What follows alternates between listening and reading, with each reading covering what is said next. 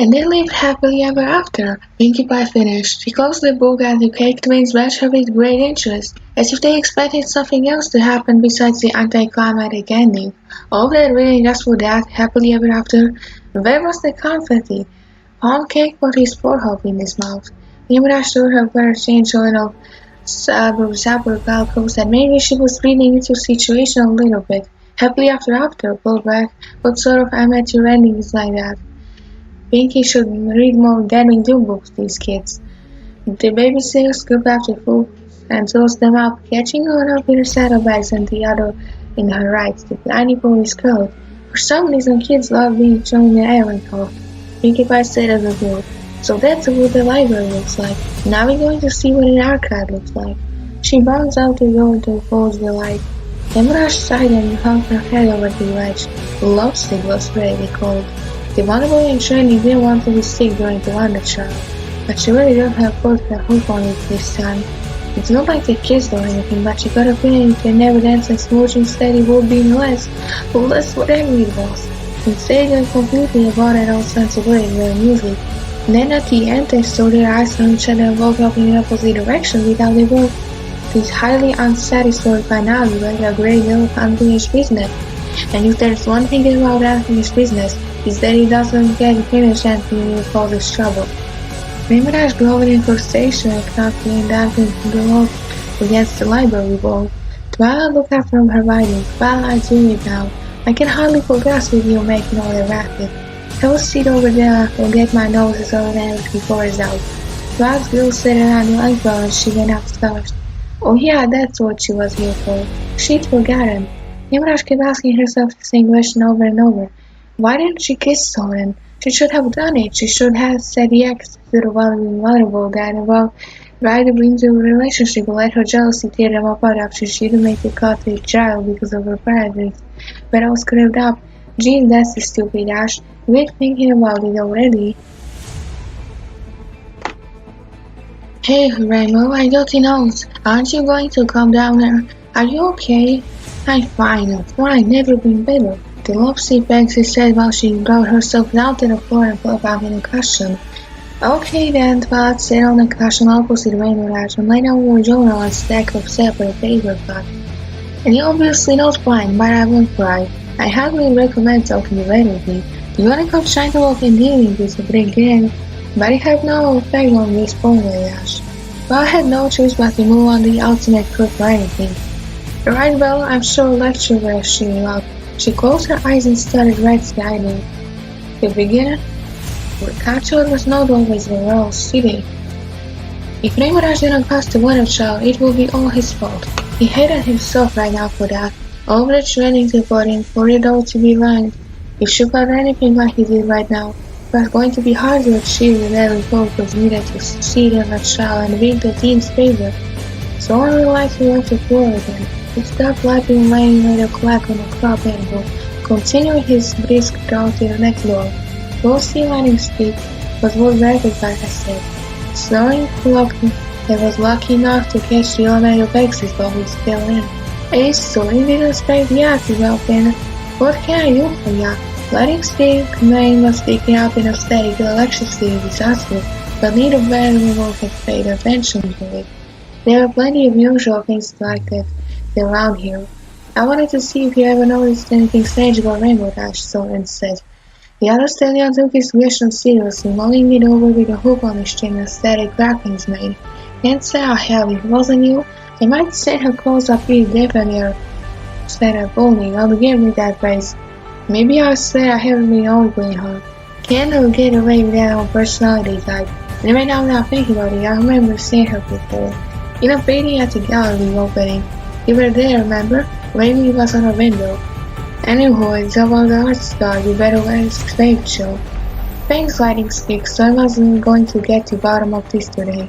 You're sure you don't want a different kind of advice? You're looking kinda dumb in a dumpster. Maybe later, I've got to figure out this first. Soarin started walking away but had to step onto him. He looked over his shoulder with a grin. But if you're talking that kind of advice, I can hold my own, thanks. Never doubt ya. Rachel wasn't at the base. He took asking hydrants and blades to find out he's gone on flight over the mountains. Fortunately, the nice thing about being a Pexis was that you could spot bodies very easily if you went up high enough. So Soarin located the deep blue Pexis from the sky. Yo, Soarin, what's up? Ladies, we say you were going the guy to talk about painting or possible window with a rainbow colored from unit. Wave two laughed and kicked the black fell his sword through the air. That guy's way out his depth. He's trying to talk about art. At least he still knows who's the boss. Rainbow burning, huh? Sure, there's a painting of Rainbow Dash crashing the grand galloping gallery. The wave chill stuck his clothes right after saying that. It's probably not on display right now. Soarin felt like he hit that end. There wasn't much of painting without him Rainbow Dash that he did already know. Both him been there that time. Mostly he remembered carving code in the stampede or reading around like the backing ropes by bunnies of all things. He had a hard time getting them off. The other Skyborn Wonderbolts took Soarin for silence as an opportunity to keep speaking. If you're talking windows, you should check out Natural Castle. Some of the hallways be built with old school stained glass windows. I'll tell you they were impossible idea. But Princess Celestia had just done it up to look that way. There's 3 or 4 of that's pretty new. Long history's been going on with the past 2 years. Guess it always happens. So, Richard turned around and started to focus on his regular quiet pattern again. But Discord ain't too happy about it. Most of these windows used to be dedicated to him. Now it's all about the element of harmony. Soarin kept listening, not sure what else to do. He started thinking about who the hell talked to this. Bonnie and Joe was their mutual friends. Maybe he should check with that actually. Seriously, a little part of them looks like a rainbow pony rapture.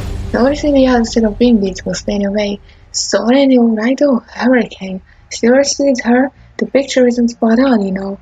There's a couple of other pony Pexis rainbow which maybe I could fill the bill. Sorry, but I can't help you there. You better have a look yourself or hit up Spitfire. Soarin saw all ready to head guards before his heart could hit the bottom of his damage. Spitfire, Soarin, what the hey, what happened? Spitfire looked up from her book and pulled her mug down on a kitchen island. She was tense, ready to spring into action if there was another invasion. His name would ask an element of harmony. Spitfire looked into Soarin's wild eyes for a while. Then the silence so low he could hardly fall did not go away. Spitfire said, She didn't tell you? He dropped his head and pressed his muzzle into the cold hard floor.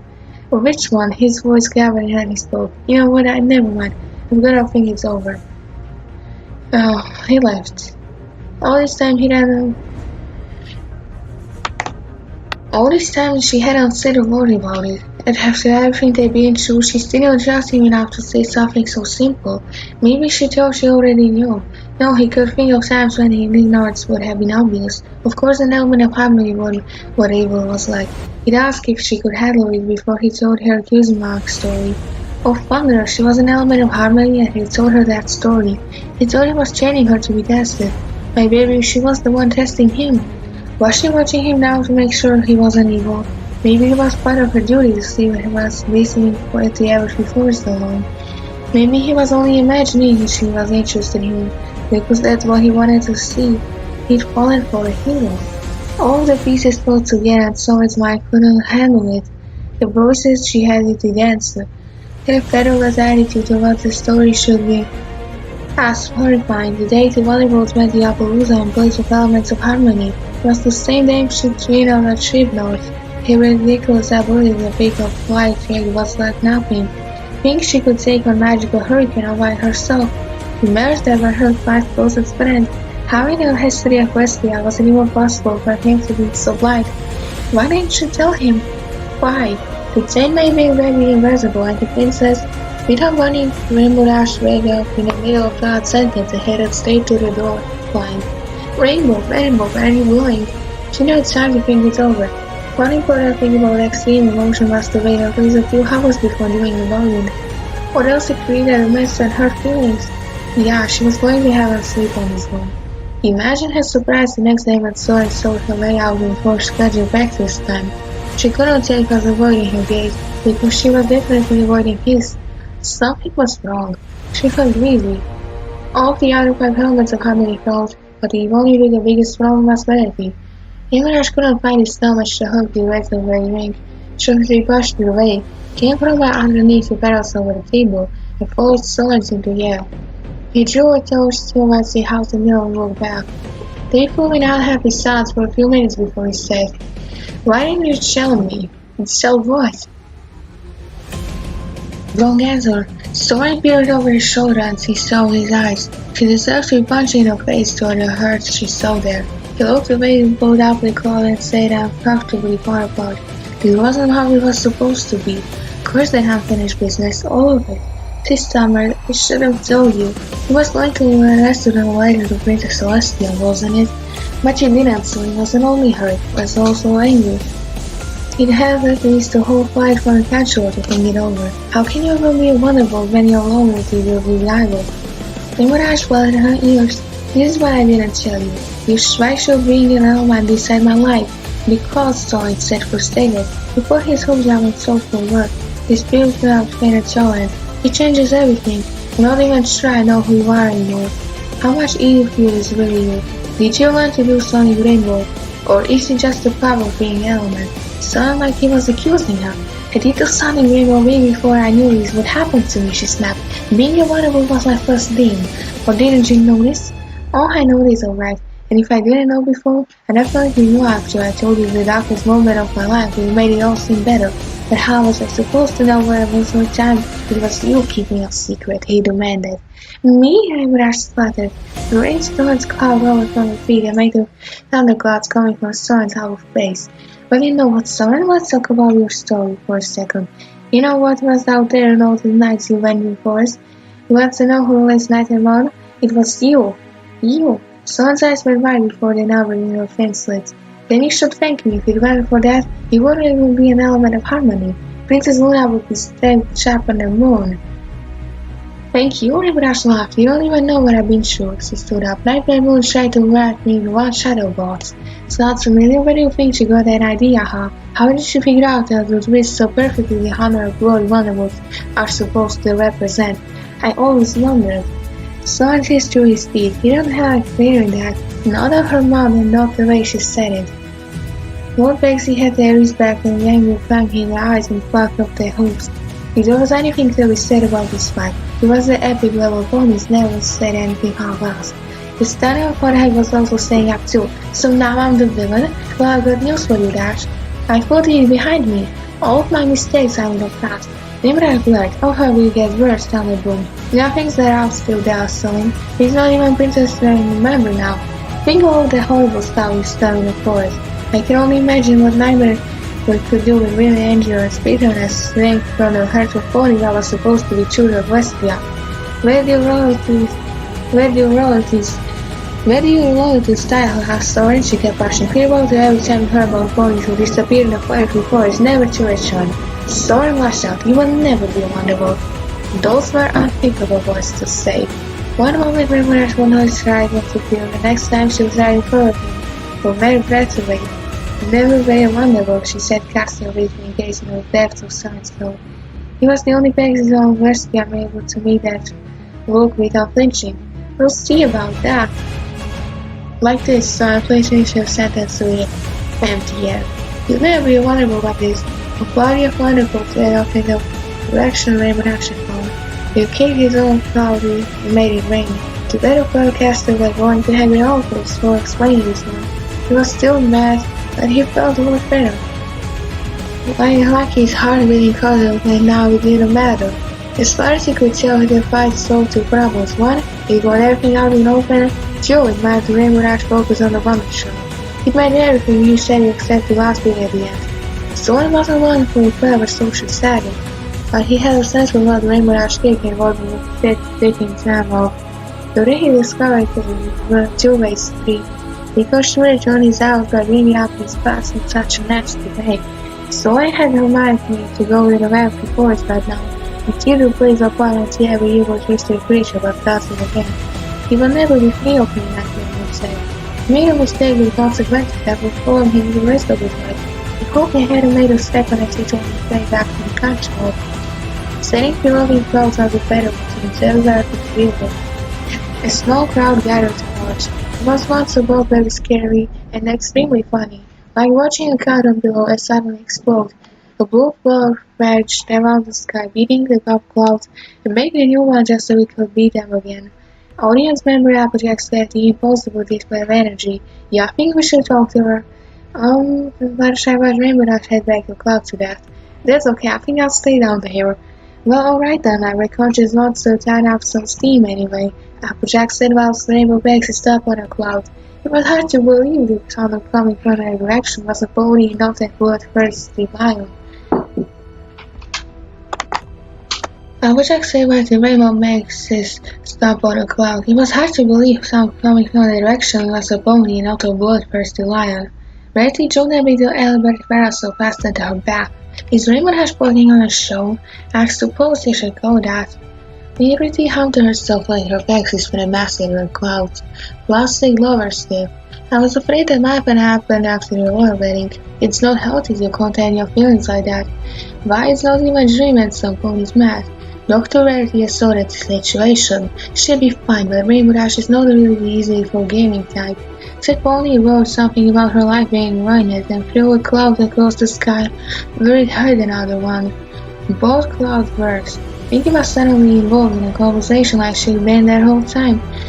What they needed is something super duper crazy to bring them to get to her. Like a big battle, or shipwreck or desert island, and all her sea monster attacks them. Applejack stopped an apple until the mouth before he could say more. Enough with your foreshadowing, Pinky. It ain't helping.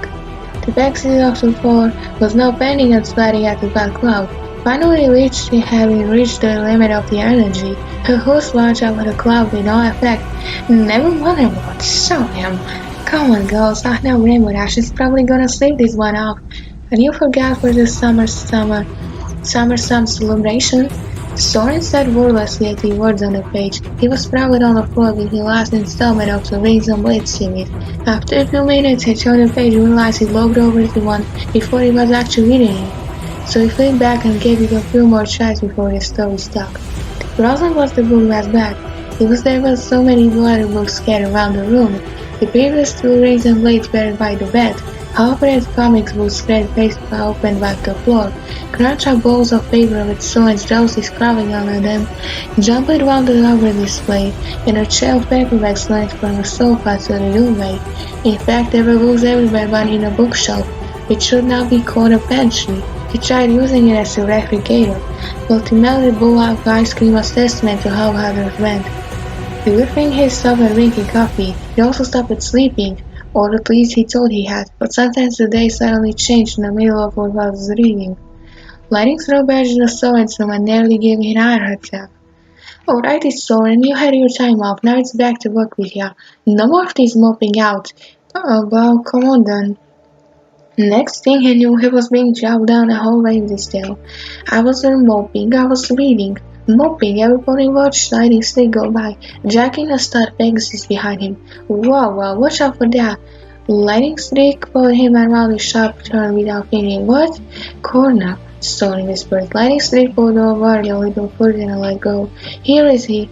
Like I just wanted, Fleetfoot. Alright then, I'll mail to the trial. See you later. Fleetfoot didn't question Lightning Stick's methods. We'll go get Soarin before you leave. She waited for Soarin to stand on his own 4 legs before she said, Welcome back to the world of the living. Today the task is simple. The uniformed man reached on the back and put the envelopes on the table, each sealed with a winged lightning bolt. She placed the hoop of the envelope the letters in his direction. Can you give us this new invitation? The question sounded strangely, looking at the directly at once. Of course the Pegasus couldn't deliver a mail. Soarin appreciated one of his friend's directness. It was time somebody kicked his butt to gear.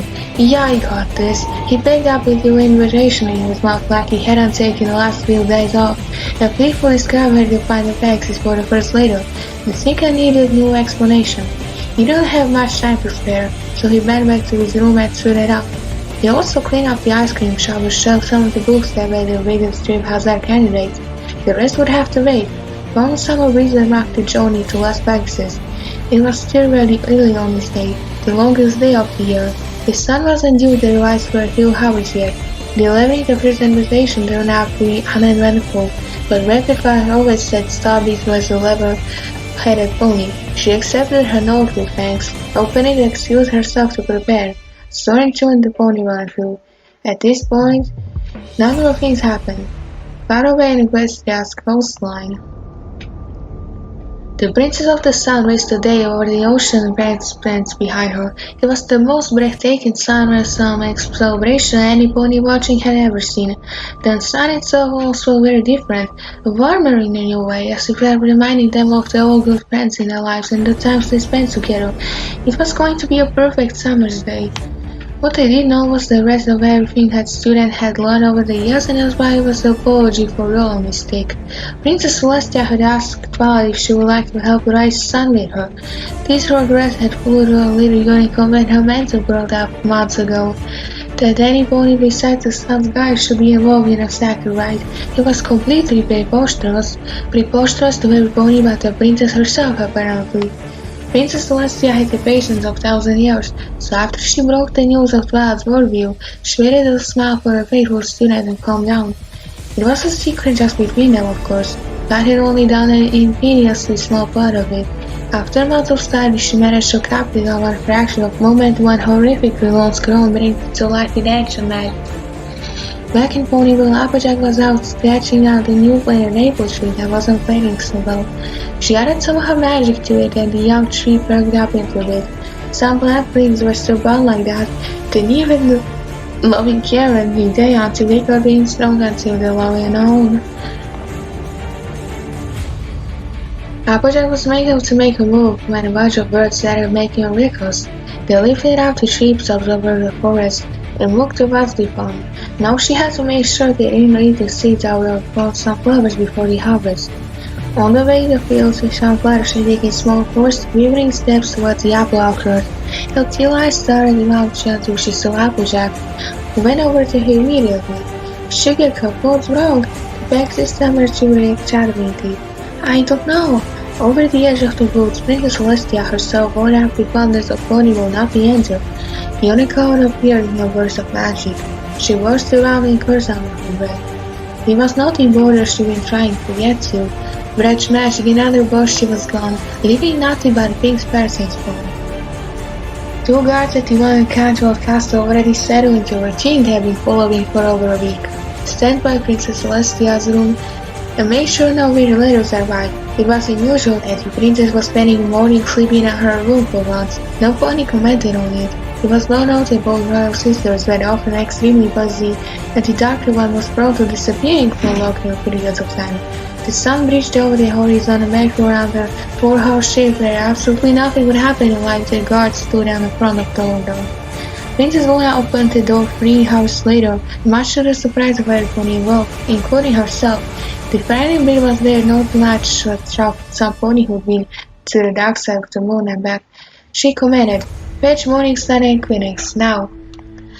Soarin didn't know about any of this, though he had seen the sun come up. As he called into the open doorway for her home, she wasn't responding, and the turtle wouldn't let him inside. No matter how he moved with someone in the way.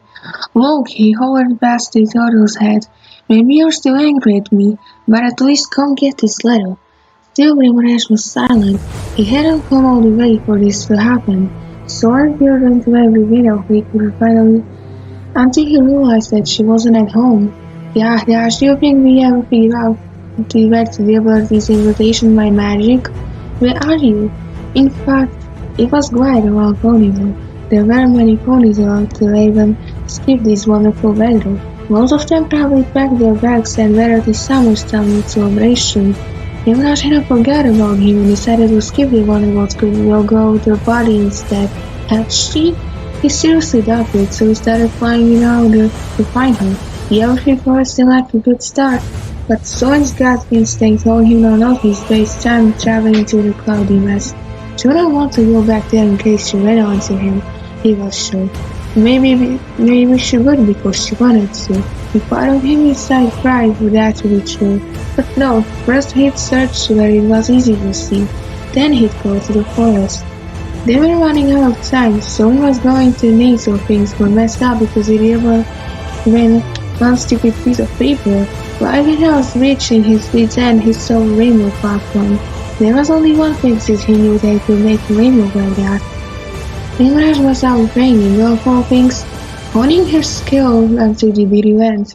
Soarin started to feel sicker the closer he got to the unnatural speed of clouds all over the countryside, but he didn't stop. He had to see her again. The faint circle sweeping around the area like one of those swerving magnets. Long before Soarin, he pressed forward. The moment he came out to the other side of the cloud barrier, there was a flash of light and blue electricity poured from the middle of the clearing winds and waves. The brightness burned and there was the center of it all, a pony born of sky rainbows. She was a bony pony, journeying ahead over hills in slow motion, her brilliant mane and self screaming against the counterpoint of blackness everywhere. A rainbow in the dark, that's what Wonderbolts was. Soarin's jaw dropped and the letter fell. He caught in a flash and hope without taking his eyes from her. As quickly as that moment happened, he was gone, and the medicine of her usual eddy of blue stuff. Wonderbolts right by a slow circle in the middle of the cloud sphere.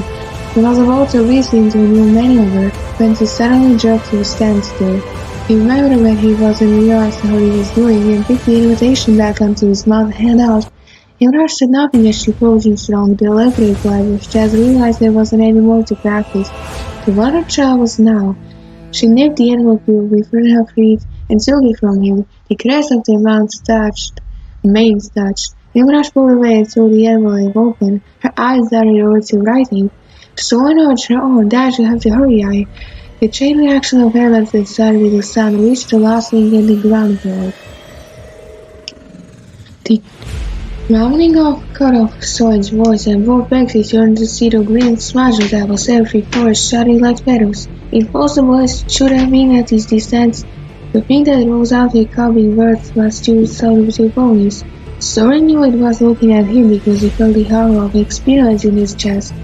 Bells like wings stirred out of the depths of the forbidden forest.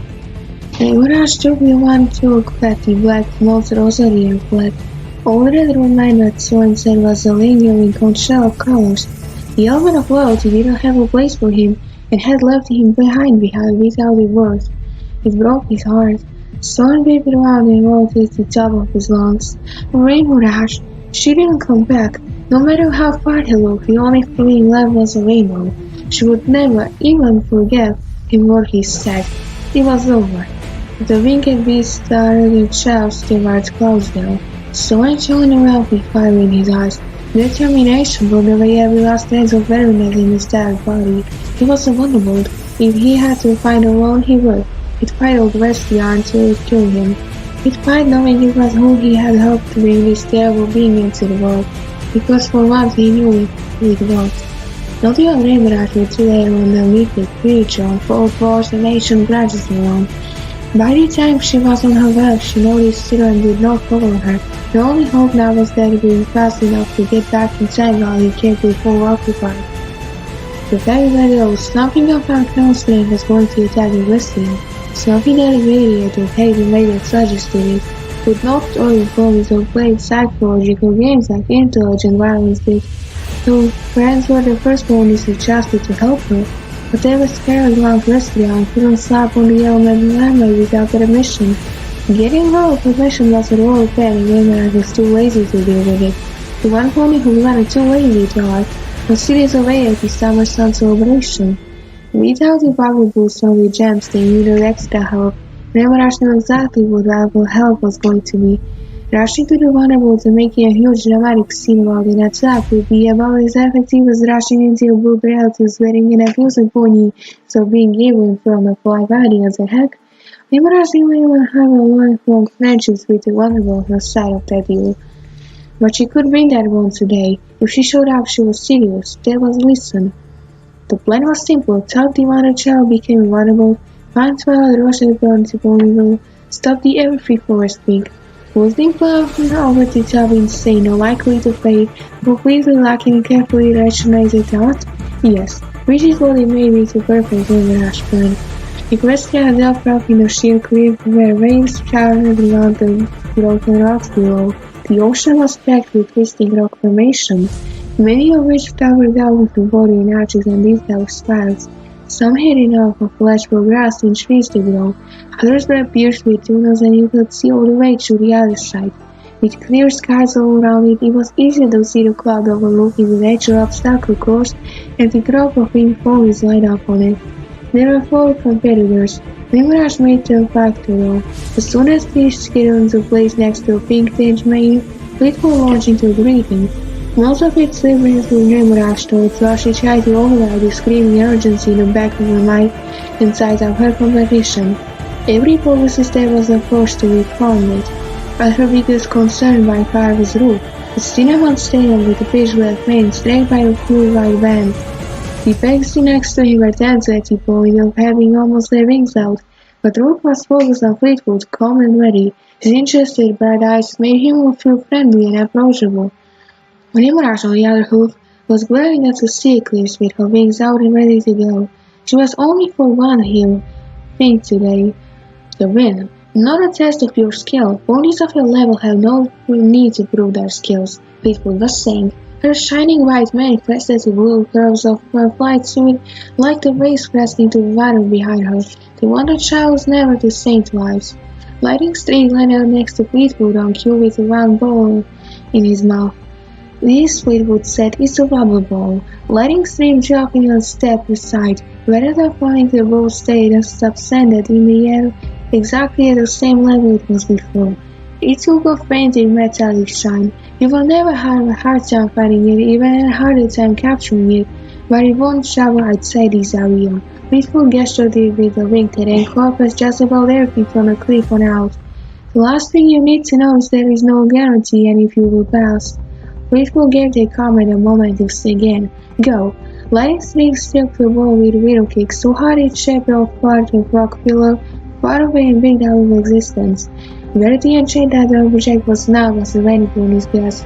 Limerash stopped midair. She shot after the ball and was not fast enough to get it. Each of the other 4 pegs rocked off into different directions. Every muscle in her body was tense while she flew higher and higher trying to spot the smaller spinning circle. Taking too long to find it, and some pony else would. Take too long to catch it and the others will notice having a chance to interrupt. It was dangerous high-speed game of hide-and-seek and fetch with high stakes. One shiny gleaming in the hole, and Limerash was off. She swept up and down at speed and glanced at the ocean level. It wasn't a ball, only the reflection of the wave. There wasn't time for this. She needed to win now. Limerash swept in her arc to return to the air, but her blood caught her cornea of her eye. It was the black flow of Starbreeze. Limerash followed on off and checked to see her opponent had found the object of the game already. No, Limerash had her nose turned to the sky. Why was she down where you had to navigate around to rock formations that blocked your view? The ball was the same color as the water. If you feel along the waves and locate those be easier to spot. Starbreeze had figured it out right away. Limerash breathed down and forced herself to be patient. This would be much faster if she could just speed around and find this thing. Instead, she copied Starbreeze and raced around the bases of the sea cliffs. She was challenged to keep her eyes to the sky and not run single cliffs at the same time. Ocean spray misted her fur. She glided through an arch so slow to the body it was like a cavern. The lack of direct sunlight made her react underpass cool. She watched out on the other side, typed the avoided column directly ahead and saw it. The ball was no more than a blue back racing against the backdrop of the sky. She launched upward quickly as rainbow gliding, never letting to growing down on her side. It sparkled and shimmered in the sunlight. Without regard to body limitation, it jerked to the left, keeping the same breakneck speed. Limerash zoomed around a sharp tune and her wings wanted to rip her body in protest. The boat took off over the sea in desperate paces race after it. Her ears and cheeks burned. After all, her hooves and ribs and a fatal gesture carried into raw determination snapped the thing in front of her. It wasn't a ball, it was the manifestation of her future in pure Wonderbolt blue. All she had to do was reach out and take it. The blue circle shot stayed up along the jack of the chalk tower. The bags is following close behind her after it. Only a little bit more and she could reach out and shove down. It was right there, straight ahead, directly above the blur of rose rushing out. Blue magic flashes showed up on the rubber item and disappeared. Limerash cut her flight short and lighted on the top of the ball in his style. She balanced herself on all fours and scanned the idea. No sign of it was completely gone. like a teleporting unicorn. On the far side of the arena stood Rogue Spider-Python throwing to full speed attack. The cinnamon flag was hard to see as he weaved out around the rocks. Rogue hit all of her pillar pieces which fell into sea. Nimrash flew ahead to cut him and steal the prize out under his nose. She got a stand spelled and moved around in confusion. Nimrash loved despite the enormous pressure to see it crashing her down. Got away from you too, huh? I had it but disappeared when I was only wingspan away. So that happened to one of the others. At the moment, Nimrash suffered a brilliant stroke of inspiration. Old Nimrash would have never considered, but new Nimrash was even more brash than her predecessor. Hey Lou, let's team up for a little bit. Why? Come on, you really think getting to Wonderbolts is easy as catching a ball? She could hardly believe it herself. Rogue didn't need to think about it. There was strictly a trick to this game. Sure, just for a minute still. Not like they had too much time to work with anyway, now after spending it after trying to find the magical nuisance. Nimrash looked to point to the ball he saw go after the ball first. The two pixies camped out in tall grass and walked the rock straight where hedges watched. They weren't the only ones watching though. Nimrash saw Starbeast playing and looked out from the pillar. The one pixie was more interested in the two flyers left in the sky than anything else. What they were doing was risky and could cost them a spot in the Wonderbolts. Nimrash's heart beat falling in her ears when she saw the pink mare from her before the log on a fast-moving object. Nimrash could practically feel the tension wrecking Rook's wings while he watched. They both stood there and waited to see their dreams yanked out from underneath their hoods rather than nothing. They watched. The pink mare pulled down a sudden burst of speed and closed the distance toward herself, and the ball launched. In the instant, the Becky stopped vaulting around the sky filled with clouds of steam fed her up from trashy winds. The prize was gone, but she got closer to hanging pony so far. Emmeline had she been holding her breath and herself. It may not be tickled, Rogue said, so close. Nimrash came out of grass. We need more help. More help, but there's only one goal. I know. Gargoyles were the stuff for nightmares, construct of half windows, stone imparable even to unicorn magic. Capable of nothing but death and destruction, powered by ancient sorcery sharpened with hatred. They were invented by a brilliant, long-forgotten storyteller, and only ever mentioned when your parents really did want to scare you. Gargoyle tales had to run in family because otherwise the knowledge died to next generation. There was only one problem. The storyteller didn't make up gargoyles. Soarin raced to cut the monster off before he got any closer to his goal. As he approached, he saw the sides gravel clad of a dragon of solid grey flag beneath, walls and dirt torn from crevices in its first face and showered in the sky. Its head how little resembled any living creature. Even though it had no eyes, it bore an expression of twisted rage through a mouth full of jagged, overhanging fangs. The horse shouted at the back of its skull. Its feet were mostly claws, and its whole and girdled body pricked of its spines and points coming up in impossible angles. Because it didn't matter if it impaled oneself on its own limbs, it would have killed it. A powerful tail ended in a hooked blade, and its demonic bat-like wings sliced the sky with all of its dogs. The long Wonderbolt threw himself in front of his monstrosity and flared his wings. Behind him the sun shone, so he looked like a black shadow to burn the way. He realized that in retrospect, this probably did nothing to help him because the gargoyle had no eyes, but it was still pretty cool. No, Soarin shouted at the monolith. Not today. It worked. Now he had to take pilot of the entire rock farm, launching itself at the full throttle. Fortunately, the gargoyle did not have the speed of Wonderbolt, so I hoped he could tire it out, so he braced himself and barely out of reach. It was a nerve-wracking experience. He didn't know how long he flew and through that hunk of knife-sharp rock. The whole time he felt like he was tied to a set of train tracks and he could see the train coming.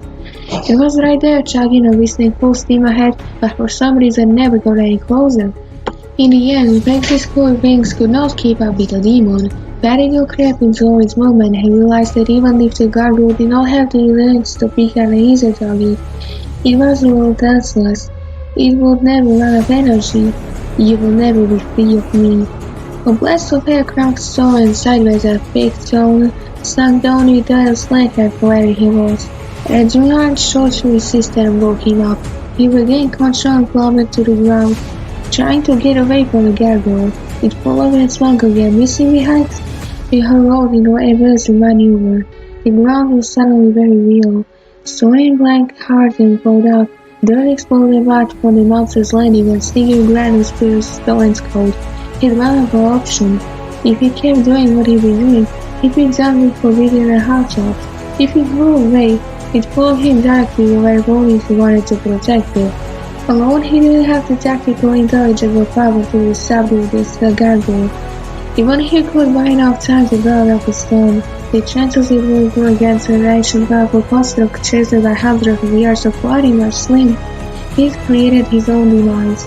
Still in despair, he took a breath and looked at one more emblem on his uniform. The Wonderbolt turned away and put his arms out. They were dangerous on their own, but with enough speed they could cut through the dragon's spines like butter. He tilted in time toward a slashing set of claws, but it threw me off and he landed on a false nervy. Don't like that, huh? He sighed bird and realized maybe he hadn't avoided the claws as well as he hoped. Pass after pass, so I couldn't find a clear shot at the young girl.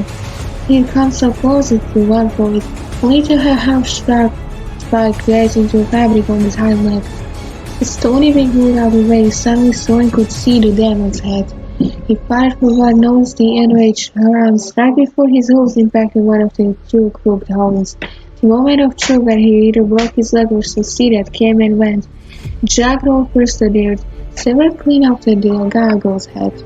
Soarin slowly read on his hooves and to his horror found out that the gargoyle could bleed. Not green, not blue, red. Rocks should not bleed. His inside twisted. This was not what he signed up for. He was so very tired. The gargoyle knew nothing about his missing horror. There was no pause, no depth, refined throw, no trashing around the trees it had already killed, no reaction at all. It kept going. Stop these, Soarindash said. There's Bob Juno, we can chase it over there. One of us can bring it through and the other two will hit off his splits left or right. Otherwise it will be forced to go out because there's a rock in the way. The two contestants missing from the alliance of the three wouldn't join forces. They needed to do it on their own, they said. There could be only one winner. While Rook, Starbreeze and Soarindash wasted time on a plan to capture the ball, the two others would search for it. Rook indicated they needed a signals, so after a final signal, who's going to chase it and who's going to wait? The chaser would have the best shot of grabbing the ball off the air if his lens stayed up and then. If it bumped left or right, the chaser showed that the Wonderbolt was gone. I'll do it, said Soarindash. They split up and went hunting. Sun, source, breeze, contrast rose out of the far side of the area. Soarindash answered the call by her parents, then to take their position at either side of the large familiar. All of Soarindash's field was filled with sparkling oceans racing close beneath her. She could reach a hold out and touch it. Behind her was the wild child with an eagle, with her passing. Swans rising from the sea swung back and forth and flew behind her while she coiled around them. At the center of her vision was that small shining point. It banged around the rock wall. Soarindash went straight for the rugged brown crags and they were blue, until they were all she could see. She turned and the wall rushed off in the sight, everything the blue ocean again. Vine breeze in her ears, blowing through her mane and over her coat. Her head the mouth of the arch gaped, with the round blue spear headed straight for it. If he came down at this moment, she gained the only prize. The shadow of the arch either clinged wider and the ball sparkled brilliantly. With Rapid's magical light spun forward. This unfeared this time. 2 more seconds and she had it. He excited to turn when the spear did not unexpected. It zigzagged left and right over and over, drumming their plan off. Roll, Soarindash shouted. Victory shall now rule the boy with the fastest reflexes. She put up at the last moment to avoid crashing the spire in front of her.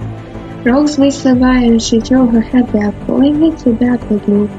Upside down through the vanguard strands of her tail, she saw her victory disappear. Will clasped the ball between his teeth. The alien turned to quickly down the road. They only knew one pony could pass the Weather Child when they joined wings. They also knew if they didn't cooperate, no pony would catch the ball today. She lost, and still went on. In a moment she would find power together to face the monster more sinister than anyone knew. The new sound of distraction met Soarin's eyes with a crunch. An empty house on the outskirts of Ponyville flattened. He couldn't allow this to happen. Where was everybody? He needed help, please. Soarin took off another spine of the gargoyle and landed unsteadily again. He didn't have enough strength to keep us flying, plus constant bursts of speed. Every step he took a few seconds on the ground to recover. The brace got longer and longer. Again he took to the sky and clipped off the spine of the beast. Blue clipped around its walls as it showed no sign of defeat. The gargoyle reeled in purple, almost black, fumes poured from its mouth in clouds that obscured the sky below town. Soarin got caught in a scream and expected to die, and he couldn't hold his breath and inhaled the toxic fumes. They had no effect. He could barely see as he zoomed around the gargoyle, trying to lure it away from Wonderbolts. He vaguely regretted the pain of striking Soarin so without any sheer stone force. The rocky surface heaved and he molded for a sideways curved spike chain in his chest. Rows of long holes opened up the smoking furrowing. He beat his wings frantically to gain altitude and get away from the snapping throat. Close pulled and he evaded, putting enough distance from the swing to be safe. The world had random his arm strength. Everything felt so far away. The absence of the stuff holding his vocals in place, the air tearing into his face. How exhausted he was. He was a guy with head. He couldn't catch his breath. That's all. I forgot about the tail, and he ran back into the ground and midnight purple clouds on the ground. Soarin allowed himself to get up. Oppressive blackness clouded the edges of his vision, and his legs barely stirred the sticky earth. He forgot and fell against his mind, beating invisible bangs against the cage that wasn't there. He wanted to burst into tears and curse his bad timing and mistakes, but it served for nothing. Any moment he could be crushed by a mountain of immovable stone. Then he realized that it didn't matter. He'd fallen. He wasn't going to get back up. Exhaustion rolling around him in the symphony structure went on, crashing and cracking. Purple smoke swirled. He understood the most important things he ever had with his friends and family. Unavailable selves of calm took over. They say when you die, your life flashes before your eyes. They were wrong. Life flashes before your eyes, yeah. Isn't that what it did when you lived in? His life was nothing but red one flash. Now it was over. Through the silver of vision he had, a blue jet cloud touched the ground. A Wonderbolt. Soarin's view grew a big wall. No, not just one Wonderbolt. The purple miasma appeared in a wake of little streaks, revealing more hope. More and more and more. Purple invited every color imaginable. The elements of harmony headed to belly and in, cutting through the fog and pushing away as if their mad presence commanded their flew back. An approaching row announced the Wonderbolts in full force, -2, himself and the newest member standing in front of him, leading an army of ponies, the likes of which Wester hadn't seen in centuries. Rainbow Dash. There is no horror in this world that rivals watching the one you love die, knowing that it's your fault. None. She knew the moment she saw him he wouldn't survive. There was too much blood. It was on her hopes and blood, on her uniform, holding under the feet of a red with vision to go for all the help she could find. If only she would fall faster. If only she'd say no to the honor of returning to her home with her life guide. Dream fulfilled then, stuck on her body and paid her poor and gold's blood. Those millions alone could have saved him. He'd sacrificed everything to get her this far and did so then she killed him without not turning around. But hadn't she said what she really wanted to say and said let it go up the exact opposite direction? All those tiny inconsequential moments, those seconds, if any of them had been different, she would have made it in time to save him. This was all her fault. He did nothing but look at her with those eyes of the same color as those sputtering apples and those great big damn nap eyes. And he did not speak. What was there left to say? Sorry I died while you were up. Soarin looked into her eyes until he was looking beyond them. He'd lived to see her dream come true. That was enough, and he saw his clothes. He rushed over her neck and pressed her muzzle into the navy fabric, covering the side of Soarin's face that smelled of freedom of the sky. She snapped, somewhere far away, stood her broke formation and exchanged quick words with her. But she rushed medical ponies onto the scene. No pony looked at her because it wasn't real. She wasn't really there, it was a nightmare. She stared to blood so that we realized she was bleeding in rage until a hoof touched her shoulder. The sound revealed a din of stone crushing wood and bone. Ramonash, Woodwood said, join your friends. She waved her hoof and marched into the softly gale. But once in her life, Ramonash did what she was told. Her mind was full of cold steel eyes. For a long time, she stood there. She stood there wearing unicorn's bags and her ponies carried away chunks of broken out, faded to the color of tombstone. She stood and ponies with healing beauty marks moved past her like a steam follows a lava boulder.